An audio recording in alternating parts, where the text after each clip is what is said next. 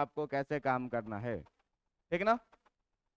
Series में same order रहे तो बताए थे सबको जोड़ दीजिए, अपोजिट ऑर्डर में रहे तो अलजेब्रिक सम लीजिए। सिंपल सिंपल सा बात यही जानना है, क्या जोड़ना घटाना याद ही नहीं रखना है, याद रखना है क्या, बीज गणितीय योग। बीज गणितीय योग का मतलब योग करना है लेकिन चिन्ह के साथ में। अब हम एक पोलरिटी को डिसाइड कर लेंगे कि किसको पॉजिटिव मानना है, इसको भी तुम पॉजिटिव मान सकते थे। तो किसी एक पोल को तुम क्या करोगे, एक ऑर्डर को पॉजिटिव मानोगे तो उसके उल्टे ऑर्डर को क्या मानोगे, नेगेटिव। तो अगर पॉजिटिव से नेगेटिव को हम पॉजिटिव मान रहे हैं तो इधर भी पॉजिटिव से नेगेटिव को पॉजिटिव मानेंगे, और यहाँ पर उल्टा है नेगेटिव से पॉजिटिव, इसको क्या मानोगे, नेगेटिव मानोगे। तो आ जाएगा कितना, 12 वोल्ट। कहोगे कि सर अगर उल्टा माने तो आएगा कितना, -12 वोल्ट। तो -12 वोल्ट आपको क्या दिखा रहा है कि जो अपन का एजम्पशन है उसके अपोजिट डायरेक्शन में मूवमेंट है। जाने के लिए आप स्वतंत्र हैं कि आप ए से बी भी चल सकते हैं और बी से, एक जगह से चलिएगा तो 12 वोल्ट आएगा, एक जगह से चलिएगा तो -12 वोल्ट आएगा। मैग्नीट्यूड की बात करनी थी, बात समझ में आ गई है। अब इसके आगे आज हम लोगों को बात करना है किस चीज का, तो आज हम लोगों को बात करना है क्या, कि सेलों के समानांतर क्रम समायोजन। सेलों का समानांतर क्रम समायोजन। अब देखो कि सेलों का समानांतर क्रम समायोजन क्या होता है, इसमें कैसे कैसे बातें होती है, इन सारे चीजों पर आज हम लोगों को क्या करना है, डिस्कशन करना है। कोई भी सेल होगा भाई, तो उस सेल का कुछ ना कुछ ईएमएफ होगा और कुछ ना कुछ उसका आंतरिक प्रतिरोध होगा, इंटरनल रेजिस्टेंस होगा। तो मान लीजिए ये कि अपने पास कोई सा दो सेल है, एक सेल है कुछ ऐसा और इसका इंटरनल रेजिस्टेंस है कुछ ऐसा, मान लो ये E1 और ये कितना R1। और इसके साथ मैंने क्या किया कि समानांतर क्रम में एक और सेल लगा दिया जिसका पोलैरिटी सेम है। इसका ईएमएफ मान लीजिए कितना E2 और इसका रेजिस्टेंस मान लीजिए कितना R2। अब आपको कहे कि ये पॉइंट है ए और ये पॉइंट है बी, तो बताओ भाई साहब कि ए और बी के बीच का जो तुल्य ईएमएफ है, जो इफेक्टिव ईएमएफ है वो कितना होगा, और जो प्रतिरोध है वो कितना होगा। ये सारी चीजें आज अगर आपको निकालने के लिए बोले तो कैसे बोलेंगे, ये ध्यान दीजिएगा। तो इसमें जो हम लोगों ने पहला केस लिया है, केस 1, इसमें हम लोग देखिए कि पोलरिटी को सेम रखे हैं, ये प्लस माइनस तो ये भी कितना प्लस और माइनस, ये पलटा हुआ नहीं है, ठीक ना।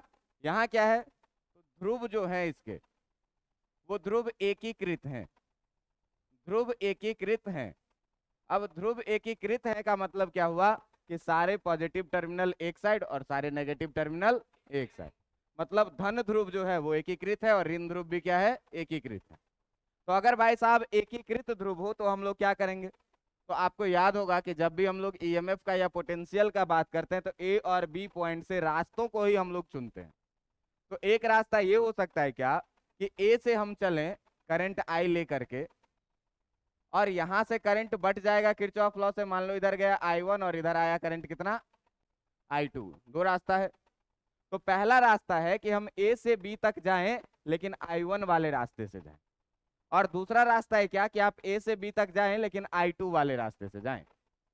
अब देखिए कि अगर ए पॉइंट का पोटेंशियल हम लोग मान ले VA और बी पॉइंट का पोटेंशियल हम लोग मान ले VB, तो इसका जो नाम होगा, मान लो इसका नाम रख लेते हैं कुछ भी, PQRS। तो एक रास्ता अपने पास होगा क्या कि हम लोग ए से जाएंगे P से जाएंगे Q और Q से जाएंगे कहाँ, ये रास्ता एक हो सकता है ना। एक रास्ता ये हो सकता है कि ए से चले P से Q और Q से B। मान लो कि इस रास्ते में अपना जो मूवमेंट का डायरेक्शन है, जो मूवमेंट का डायरेक्शन है वो ए से बी तक का है। तो जिस समय आपने चलना शुरू किया था उस समय में इस बिंदु का विभव कितना था, इस समय में इस बिंदु का विभव था कितना VA।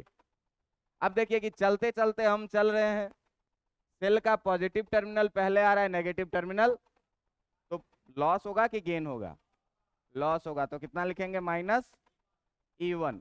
करंट I1 जा रही है इस डायरेक्शन में, रेजिस्टेंस पड़ रहा है और हम भी चल रहे हैं इसी डायरेक्शन में, तो प्रॉफिट होगा कि लॉस होगा, लॉस होगा। कितने का, -I1 R1।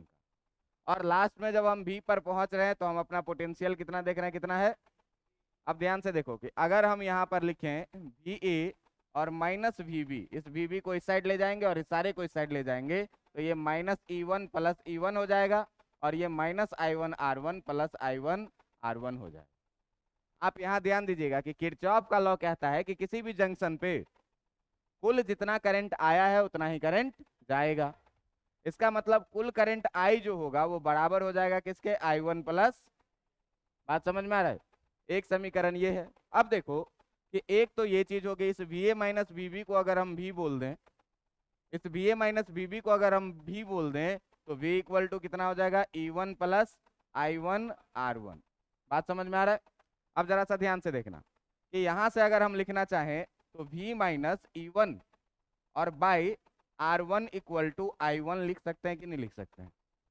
E1 को इधर लेके आए, माइनस में आया, और I1R1 में I1 के साथ मल्टीप्लाई में था तो I1 को इधर भेजे R1 को, तो मल्टीप्लाई से कहाँ आ गया, एक समीकरण ये हो गया।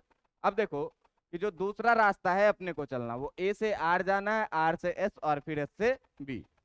तो अब जो दूसरा रास्ता चलना है, ये दूसरा रास्ता चलना है आपको क्या, तो A से जाना है R, R से जाना है S और S से कहाँ जाना है, B। अब देखिए कि जब इस क्रम में चलिएगा तो आप जिस समय में A पर थे उस समय में आपका पोटेंशियल था कितना, VA। आप फिर इधर से गुजरना शुरू किए, आप देख रहे हैं कि रास्ते में एक सेल आ रहा है और सेल का पॉजिटिव टर्मिनल पहले और नेगेटिव टर्मिनल, तो भाई पोटेंशियल का लॉस होगा कि गेन होगा, कितना, माइनस। फिर रास्ते में एक आ गया रेजिस्टर, तो करंट जा रही है I2 इस डायरेक्शन में और हम भी चल रहे हैं इसी डायरेक्शन में। तो हम और करंट जब दोनों सेम डायरेक्शन में चलें तो पोटेंशियल का गेन होता है कि लॉस होता है, लॉस होता है। तो माइनस में कितना लिखेंगे, I2 R2।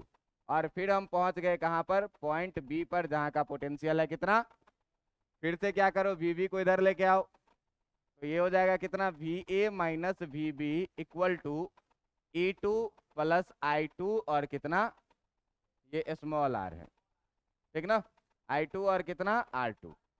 अब देखिएगा ध्यान से कि यहां से फिर हम वही कहानी करेंगे, यहां से फिर हम वही कहानी करेंगे क्या, कि इस VA माइनस VB को V बोल देंगे, तो V इक्वल टू कितना हो जाएगा, E2 plus I2 R2। E2 को इधर लेके आओगे तो V minus E2 equal to बच जाएगा तुम्हारा कितना, I2 R2, और यहाँ से R2 को इधर भेजोगे तो V minus E2 by R2 equal to जो बचेगा वो कितना बचेगा, I2 बचेगा। इतनी बातें समझ में आ रही है कि नहीं आ रही है? अब देखिए कि आप ये बात जान रहे हैं क्या कि जो I होता है वो I इक्वल टू है कितना भाई, I1 प्लस I2 के बराबर में। जो टोटल करंट I है, इस जंक्शन पे A से करंट I निकला, ये दो भागों में बटा, I1 और I2 में। इसका मतलब जो I होगा वो I1 और I2 के सम के इक्वल होगा, है ना। तो I equal to I1 plus I2 में यहाँ से I1 का वैल्यू रखो और अगले से I2 का वैल्यू रखो। देखना ये V minus E1 by R1 है और वो V minus E2 by R2 है। तो यहाँ से I इक्वल टू जो लिखोगे, I1 के जगह कितना लिखोगे, V माइनस E1 बाई कितना, और प्लस इसको कितना लिखोगे, V माइनस E2 बाई कितना। अब ध्यान देना कि इसको जब हम अलग अलग करेंगे तो ये देखिए कि I equal to V by R1 minus E1 by R1 लिख सकते कि नहीं, अलग अलग कर लिए, और प्लस इसको हम V बाई R2 और माइनस E2 बाई R2 लिख सकते हैं कि नहीं लिख सकते हैं, लिख सकते हैं। आप ध्यान दीजिएगा कि ये V बाई R1 और V बाई R2 में से I इक्वल टू, आपको V कॉमन आता हुआ दिखेगा, V कॉमन आता हुआ दिखेगा, बचेगा कितना, 1/R1 और प्लस 1/R2। और इधर अगर इस दोनों में से आप माइनस कॉमन कर लीजिएगा, तो इस दोनों में से माइनस कॉमन कर लीजिएगा तो ये दिखेगा आपको E1 बाई R1 और प्लस E2 बाई R2। अब देखिए कि क्या करना है, अब करना है ये कि इस पूरे टर्म को इस साइड लेके आ जाओ, इस पूरे टर्म को क्या करो, इस साइड लेकर के आ जाओ। तो जो बचेगा तुम्हारे पास इस side V into 1/R1 plus 1/R2 बचा इधर, इधर पहले से है कितना I, और I के साथ ये वाला टर्म जो है तो इधर आ जाएगा प्लस में, जो कि हो जाएगा कितना, E1 बाई R1 और प्लस E2 बाई कितना, R2।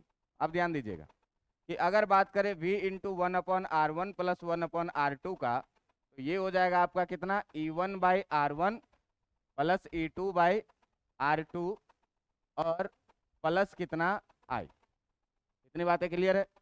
अब ध्यान से देखो कि इस 1/R1 प्लस 1/R2 इधर ये मल्टीप्लाई में है, इधर लेके जाएंगे पूरा का पूरा किस में हो जाएगा, डिवाइड में हो जाएगा।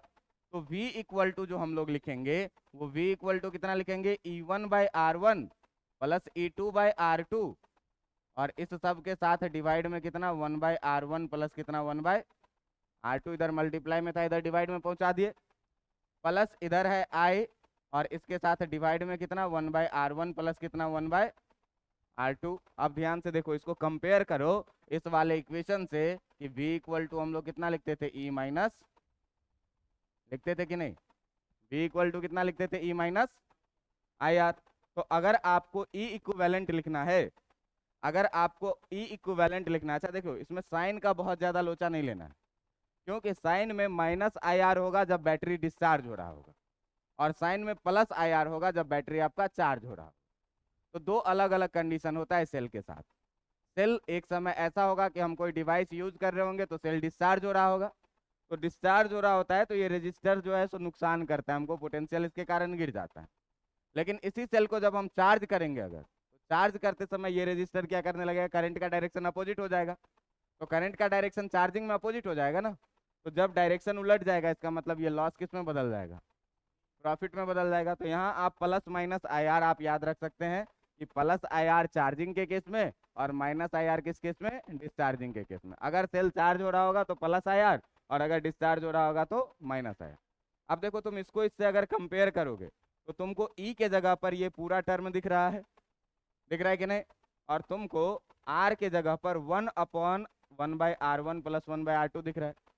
देखिएगा ध्यान से कि हमारे पास जो है ये चीजें, वो अब कितना बचा, तो v इक्वल टू बचा कितना, E1/R1 प्लस E2 कितना R2, और नीचे में बचा है कितना 1/R1 प्लस 1 कितना R2, और इसके साथ जो प्लस में है वो I इंटू 1/1/R1 प्लस 1 कितना R2, I/1/R1 प्लस 1/R2 था ना, इसको I बाहर लिख लिया और 1 इतना को हम क्या किए, एक साथ में लिख लिया। अब इसको हम लोग कंपेयर कर रहे हैं किस चीज के साथ, अब हम लोग इसको कंपेयर कर रहे हैं किसके साथ, V equal to E equivalent minus या प्लस माइनस IR इक्विवेलेंट, इसको हम कंपेयर कर रहे हैं।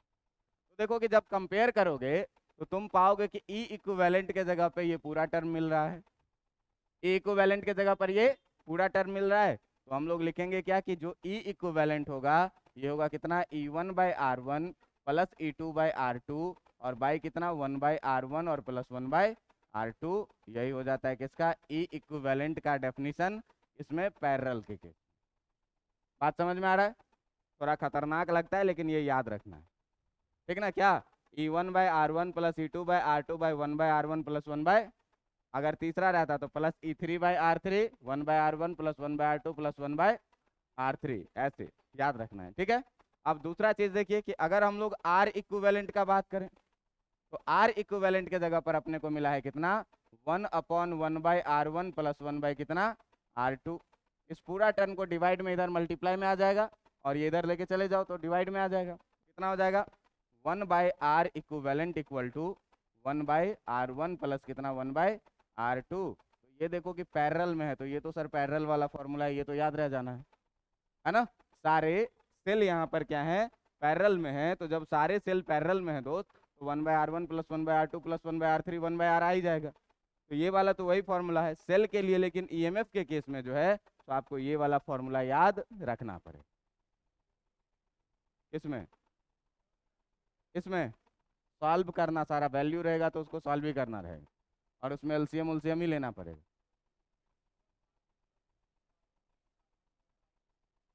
अभी नहीं, अब देखते रहिए, इसको आप सॉल्व करेंगे ना हो जाएगा।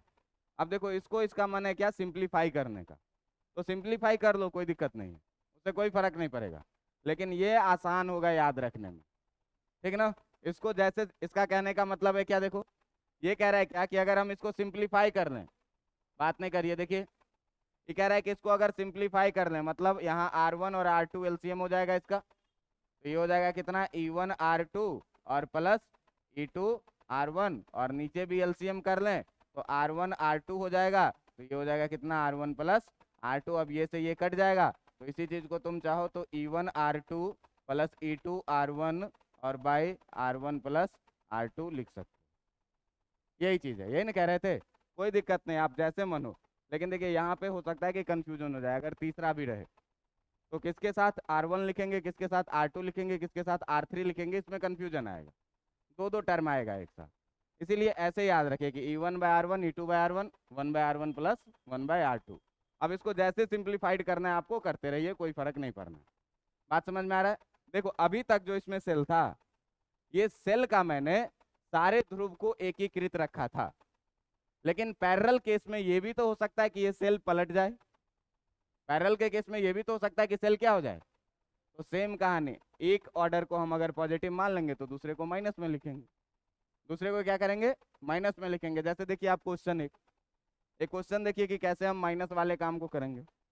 मान लीजिए कि एक कॉम्बिनेशन दिया हुआ है अपने पास सेल का। जो सेल का कॉम्बिनेशन है कुछ ऐसा, एक सेल यूं लगा हुआ, इसका इंटरनल रेजिस्टेंस कुछ ऐसा। एक सेल इसके साथ मान लो ये उल्टा लगा हुआ, इसका इंटरनल रेजिस्टेंस कुछ ऐसा। और इसके साथ एक सेल कुछ फिर ऐसा लगा हुआ, जिसका इंटरनल रेजिस्टेंस ऐसा। ये पॉइंट है बी और ये पॉइंट है ए। आपको कह रहा है क्या, ये जो पहला वाला सेल है ये 9 वोल्ट का है, 1 ओम का है। 1 ओम का नहीं मानिए, 3 ओम का मानिए।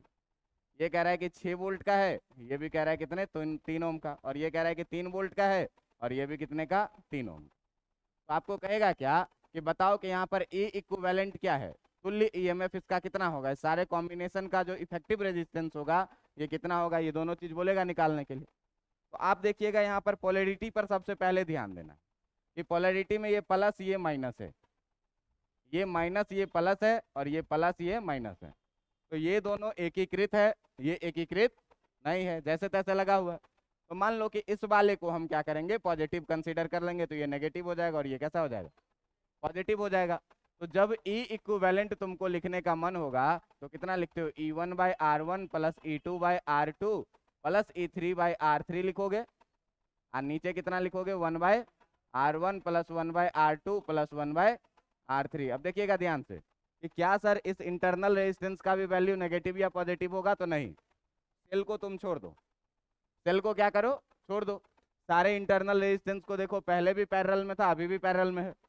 तो ये इंटरनल रेजिस्टेंस वाले केस पर नीचे कोई फर्क नहीं पड़ेगा, लेकिन ऊपर वाले के साइन पे फर्क पड़ेगा जब पोलैरिटी चेंज हो जाएगा तब। तो कैसे फर्क पड़ेगा भाई, तो हमने जिसको पॉजिटिव माना है वो वाला है कौन सा, 9 वोल्ट। तो कितना लिखेंगे, 9/3 E1/R1। दूसरा वाला नेगेटिव हो जाएगा, कितना लिखेंगे, -6/। अब प्लस तीसरा वाला कितना, 3/। और नीचे 1/R1 plus 1/R2 plus 1/R3। ये कितना हो जाएगा, 3, ये हो जाएगा 2, 3 में से 2 गया 1, और 1 ये हो गया 2, नीचे कितना 1, यानी कि कितना 2 वोल्ट। बात समझ में आया कि नहीं। 3 - 2 1, 1 में 1 जोड़े तो 2 वोल्ट। और नीचे 1/3 1/3 1/3 को ऐड करिएगा, कितना आ जाएगा, 1 आ जाएगा। तो 2/1 कितना हो गया, 2 वोल्ट का। कोई दिक्कत इसमें नहीं, कोई दिक्कत। अब देखो कि कह रहा है क्या कि 1/R इक्विवेलेंट का परिभाषा है अपने पास, कितना, 1/R1 plus 1/R2 plus 1/R3। ये कितना हो जाएगा, 1/3 प्लस 1/3 प्लस 1/3। इसका मतलब कितना, 1 ओम का। बात समझ में आ रहा है। तो इस तरह से जो है सो आप पैरेलल में भी दो केस पढ़े हैं, क्या कि जब सारे सेल का क्या हो, ध्रुव एकीकृत हो, मतलब सब अगर positive negative positive negative positive negative लगा हुआ हो तो ये फॉर्मूला लगाएंगे। लेकिन बस इसमें आप साइन कन्वेंशन याद रख लीजिए कि किसी एक एंड को हम लोग पॉजिटिव अगर मानेंगे, मान लो प्लस से माइनस वाले को पॉजिटिव माने, तो माइनस से प्लस वाले को क्या मानेंगे, नेगेटिव। फिर प्लस से माइनस वाला क्या रहेगा, पॉजिटिव। अब जो पॉजिटिव में रहेगा उसको पॉजिटिव में लिखेंगे, जो नेगेटिव में रहेगा उसको नेगेटिव में लिखेंगे, सॉल्व कर लेंगे, काम हो जाएगा।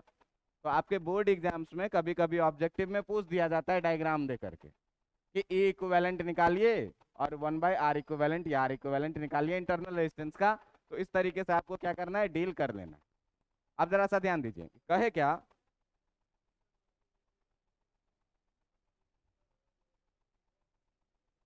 लगा दो, फिर लिखते E4/R4। पॉजिटिव होगा तो पॉजिटिव में, नेगेटिव होगा तो नेगेटिव में। बात समझ में आ रहा है, कितना भी रहे।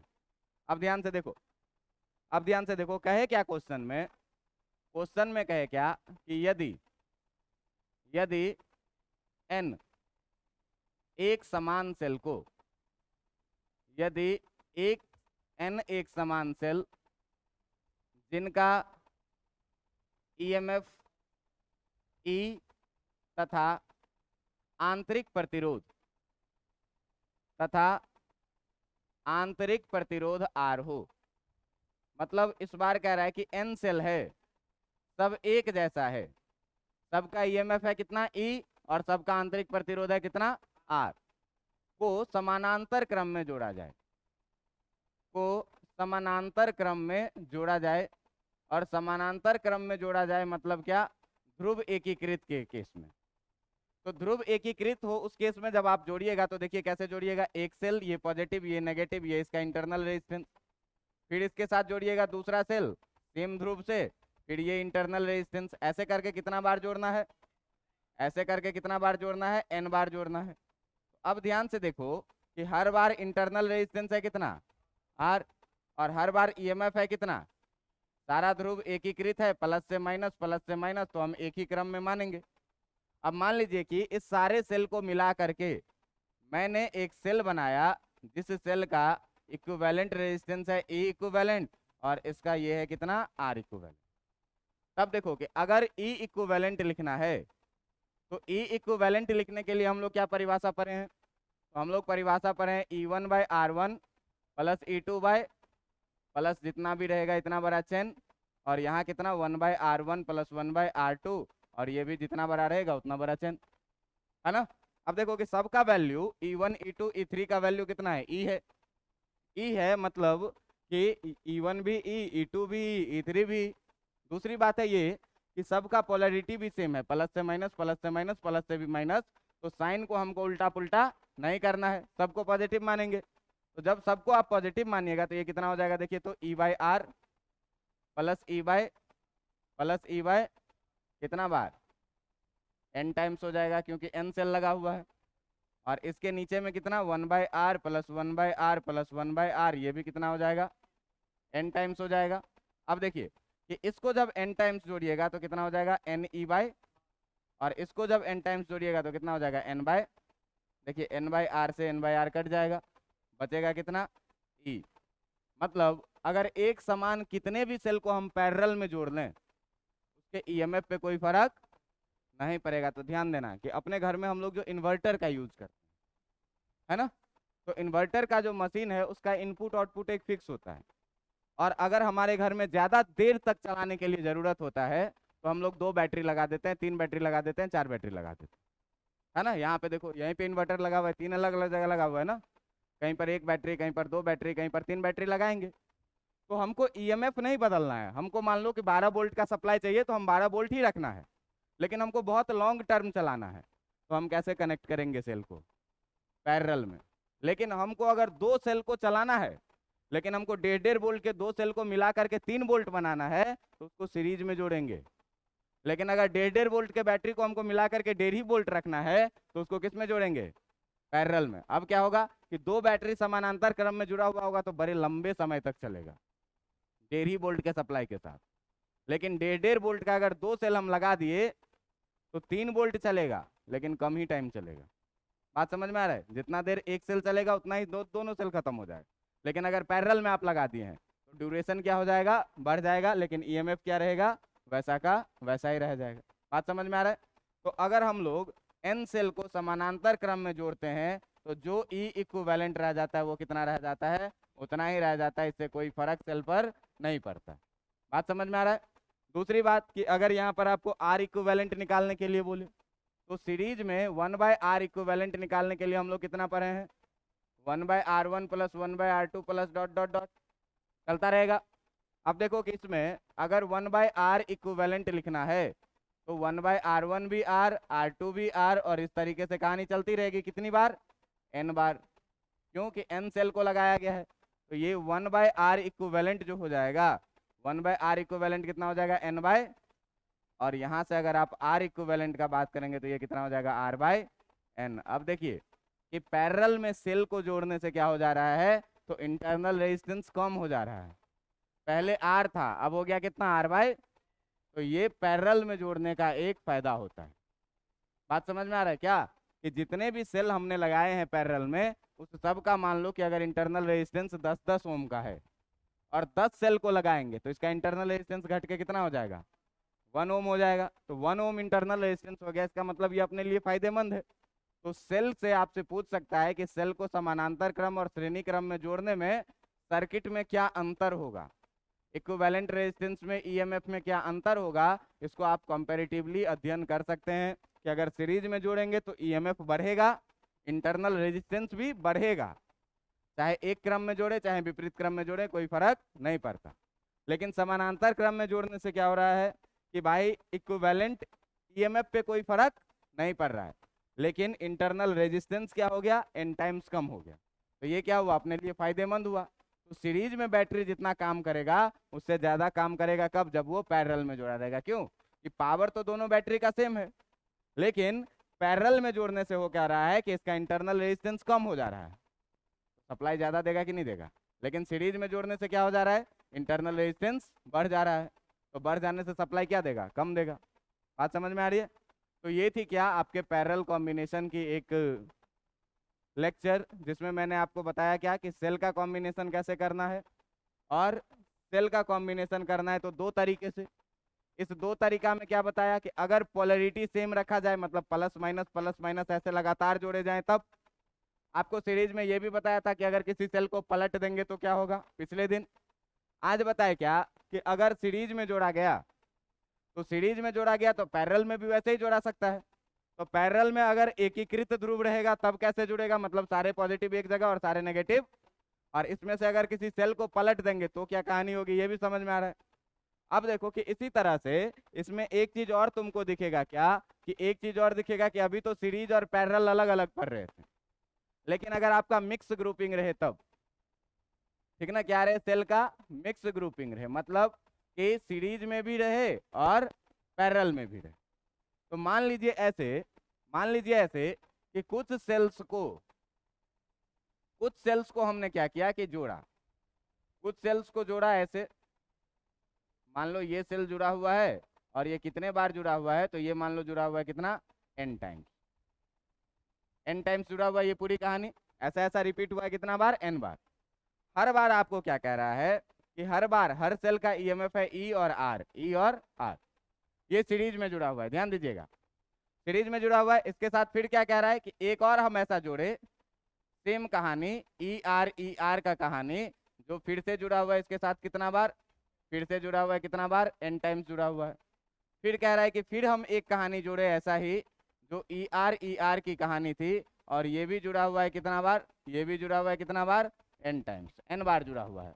और इस सारे को मिला करके हम इसको नीचे ले गए हैं कितना बार, तो इसको नीचे ले गए कितना बार, m टाइम्स, नीचे ले गए कितना बार, m, मतलब ऐसे सीरीज लगा हुआ है n, और ऐसे 1 2 3 ऐसे करके कितना बार है, m बार।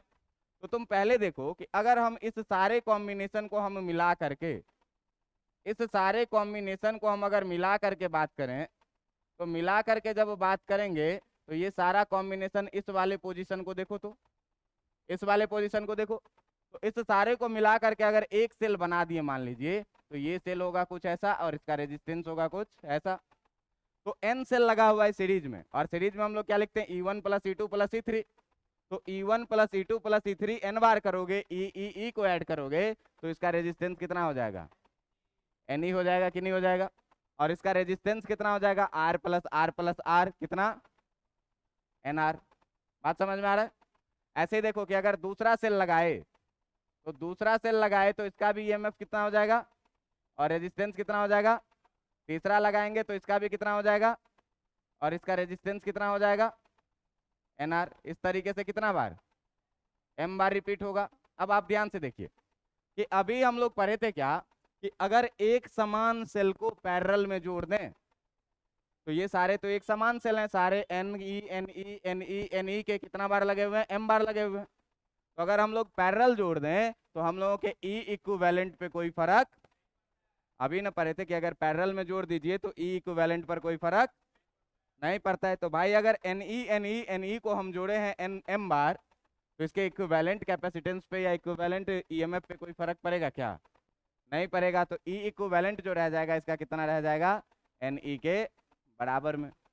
अब बात था क्या कि आर इक्विवेलेंट का, तो आर इक्विवेलेंट के बारे में हम लोग पढ़े थे कि कितना हो जाएगा, एन लगा हुआ था तो आर बाई एन हो गया था, अभी लगा हुआ है तो ये कितना हो जाएगा आर बाई, और इसका आर कितना है एन आर के बराबर में, तो आर है एन आर के बराबर में, तो इसका जो आर इक्विवेलेंट हो जाएगा, ये आर इक्विवेलेंट कितना हो जाएगा n by m into r, n by m into कितना आर। तो ये है क्या एक मिक्स ग्रुपिंग, क्या कि अगर सीरीज में भी रहे और पैरेलल में भी रहे तो कहानी पर क्या असर पड़ेगा। तो देखिए ये पूरा लाइन सीरीज में है, ये पूरा लाइन सीरीज में है, सीरीज वाले को हम क्या करते हैं सिंपली ऐड कर देते हैं, रेजिस्टेंस को भी और ईएमएफ को भी, तो सारे एक ही क्रम में है तो ऐड करेंगे एन बार, तो एन ई हो जाएगा, ये एन आर हो जाएगा, एन ई हो जाएगा, ये एन आर, ये एन ई और ये एन आर, ऐसे ऐसे करके कितना बार है एम बार है। लेकिन अभी भाई पीछे पढ़े थे कि अगर एक समान सेल को हम पैरेलल में जोड़ते हैं तो इक्विवेलेंट ईएमएफ पर कोई फर्क तो नहीं पड़ता, इसका मतलब इस सारे का जो इक्विवेलेंट ईएमएफ हो जाएगा वो कितना हो जाएगा एन ई के बराबर में।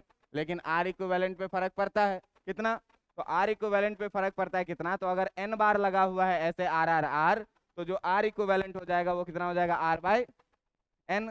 तो अपने पास है क्या कि N R N R N R कितना लगा हुआ है एम टाइम्स, एक रेजिस्टेंस का वैल्यू है एन आर के बराबर में और कितना बार लगा हुआ है, तो आर इक्विवेलेंट कितना हो जाएगा एन आर बाई, इसी को बात समझ में आ रहा है कि नहीं। तो ये था आपका पूरा का पूरा क्या सेल का कॉम्बिनेशन। अब सेल का कॉम्बिनेशन था तो एक सवाल आप लोग पट से बना के दिखा दीजिए, मैं देता हूँ, है ना, जिसमें दोनों तरह के कॉम्बिनेशन रहेंगे, और ये सवाल है आपका कुछ ऐसा।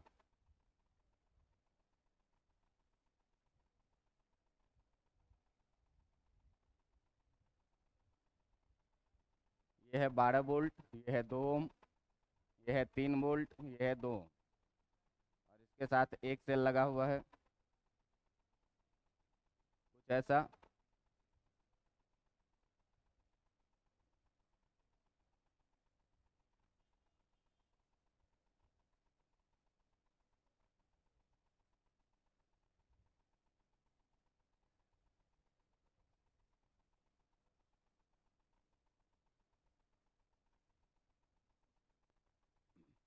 ए और बी के बीच का ई इक्विवेलेंट बताइए और आर इक्विवेलेंट बताइए कितना होगा।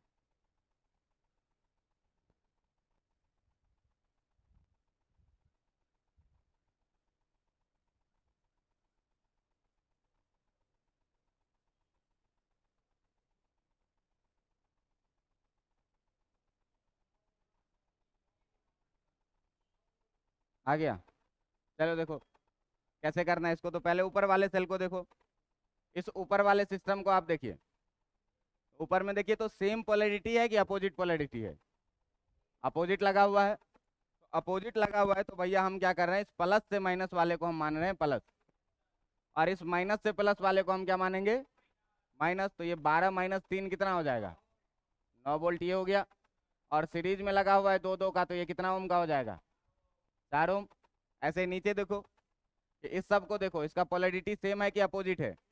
अच्छा ध्यान देना कि ये जो दोनों मिल करके जो सेल होगा उसका पोलैरिटी कैसा होगा, तो हैवी वाले के जैसे, जो बड़ा है उसके जैसे, इसका मतलब इस सेल का पॉजिटिव पहले बनेगा और नेगेटिव बाद में बनेगा। बात समझ में आ रही है। लेकिन इस सेल में देखो ये दोनों का पोलैरिटी सेम है, माइनस प्लस, तो दोनों जुड़ जाएगा, कितना हो जाएगा 6 और 3 9 वोल्ट, और ये कितना हो जाएगा, लेकिन ये सेल रहेगा कैसे, तो इसका माइनस पहले रहेगा और प्लस बाद में रहेगा, ये चीज ध्यान रखना है। अब देखिए कि जब इस पूरे कॉम्बिनेशन को आप बनाइएगा पैरेलल में, तो आपको पैरेलल में बनेगा ऊपर वाला एक सेल जिसका पॉजिटिव पहले रहेगा नेगेटिव बाद में रहेगा, और इंटरनल रेजिस्टेंस उसका कुछ ऐसा रहेगा, कितने का रहेगा ये, तो 9 वोल्ट का, और ये भी कितने का 4 ओम का। और नीचे वाला जो आप एक बनाइएगा उसका नेगेटिव पहले रहेगा और पॉजिटिव बाद में रहेगा, ये भी कितने का 9 वोल्ट का, और इसका इंटरनल रेजिस्टेंस कितने का। अब देखना कि अगर प्लस माइनस वाले को भाई साहब माने प्लस, तो ये माइनस प्लस वाला ये क्या हो जाएगा माइनस हो जाएगा। और पैरेलल में अभी आपने क्या पढ़ा है, अभी आपने पढ़ा है कि जो ई इक्विवेलेंट होता है, ये E equivalent E1 by R1 plus E2 by R2 by 1 by R1 और प्लस 1 बाई कितना R2, ये ना पढ़े हो, पैरेलल वाले में यही पढ़े हो। देखो पैरेलल वाले में यही चीज पढ़े हो कि नहीं, देखो ये ना, तो पैरेलल वाले में जब यही चीज पढ़े हैं भाई तो यहाँ लगाएंगे, तो लगाएंगे तो कितना आ जाएगा ध्यान दीजिएगा E1 9/R1 कितने का, 4 का, और माइनस E2/R2 कितने का, कितना हो जाएगा, बाय R1 प्लस R2 यानी 1/4 प्लस कितना 1 बाय, इसको सॉल्व करोगे इक्विवेलेंट आ जाएगा। और 1/R इक्विवेलेंट अगर हमको इसमें निकालना है तो 1/R इक्विवेलेंट तो वही रह जाएगा 1/R1 प्लस 1 बाय कितना हो जाएगा 1/2 प्लस 1/4, 4 हो जाएगा इसका एलसीएम, ये हो गया कितना 2 प्लस 1 यानी कि 3/4। तो जो R इक्विवेलेंट आ गया वो कितना आ गया 4/3 ओम। और इसको भी सॉल्व कर लीजिए, देखिए 9/4 माइनस 9/2 ये आ जाएगा आपका कितना -9/2, और ये कितना आंसर आ रहा था अभी 3/4। इसको जब सॉल्व करेगा तो देखिए ये 3 से कटेगा 3 बार में, और ये 2 से कटेगा, छोड़ो ऐसे नहीं काटते हैं, ऐसे में गलती हो जाती है। इसको लिखते हैं कितना -9/2 इंटू 4 कितना 3, अब कटा 2 दूनी 4 और 3 तिया यानी कितना आ गया -6 वोल्ट।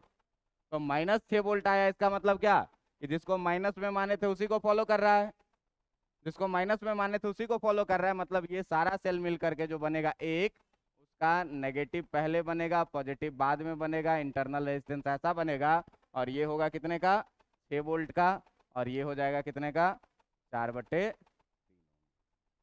बात समझ में आया। ये चीज और ध्यान रखना कि हम किसी एक को पॉजिटिव मानेंगे, किसी एक को नेगेटिव मानेंगे, और कैलकुलेशन में क्या होगा कि आंसर या तो पॉजिटिव आएगा या तो नेगेटिव आएगा। तो अगर पॉजिटिव आंसर आया इसका मतलब पॉजिटिव वाला इफेक्टिव है, इसी को फॉलो करेगा। अगर आंसर नेगेटिव आया इसका मतलब नेगेटिव वाला इफेक्टिव है, इसी को फॉलो करेगा। बात समझ में आ रहा है। जैसे यहाँ देखिए पैरेलल में कि दोनों का ईएमएफ तो सेम हो गया, तो ईएमएफ सेम हो गया तो सर कौन सा सेल भारी पड़ेगा कौन सा सेल हल्का पड़ेगा। तो अब सेल इफेक्टिव वो होगा जिसका इंटरनल रेजिस्टेंस कम होगा, जिसका इंटरनल रेजिस्टेंस कम होगा वो वाला इफेक्टिव सेल होगा। तो इफेक्टिव कौन सा रहेगा, माइनस वाला कि प्लस वाला। बात समझ में आ रहा है कि नहीं आ रहा है, बात समझ में आ रहा है।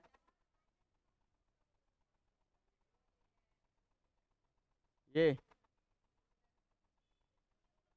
अच्छा, ये है ना, यहाँ भी 4 और ये कितना आ जाएगा अब, इसको ठीक कर लीजिएगा तब, ये 3 रहेगा। अब ठीक है, पोलरिटी लिखिए या माइनस प्लस में लिखिए, कोई फर्क नहीं पड़ना। बात समझ में आ गया। तो इस प्रकार से सुनिए, इस प्रकार से सेल के कॉम्बिनेशन का ये लेक्चर हो गया आपका कंप्लीट। सेल के कॉम्बिनेशन में आपको दोनों कॉम्बिनेशन दिखाए, पैरेलल भी सीरीज भी। पोलरिटी बदलेंगे तब क्या होगा, ये भी सारी चीज़ें आपने देखी। मिक्स ग्रुपिंग भी देखा कि कैसे होता है, और छोटा छोटा सवाल कैसे बनता है। ये बहुत ही आसान टॉपिक है। बात समझ में आ रहा है। तो इसको थोड़ा सा जा करके घर पे करिएगा, ये हो जाएगा आपसे, बहुत ही आसान चीज़ है ये। अब इसके बाद रह रहा है एक चीज़, क्या, पावर पढ़ाना, ठीक ना। पावर पढ़ाना है कि किसी भी रजिस्टर से गुजरेंगे तो इसमें कितना पावर लगेगा, किसी भी सर्किट का कितना पावर होगा, ये चीज़ एक दिन में पढ़ेंगे।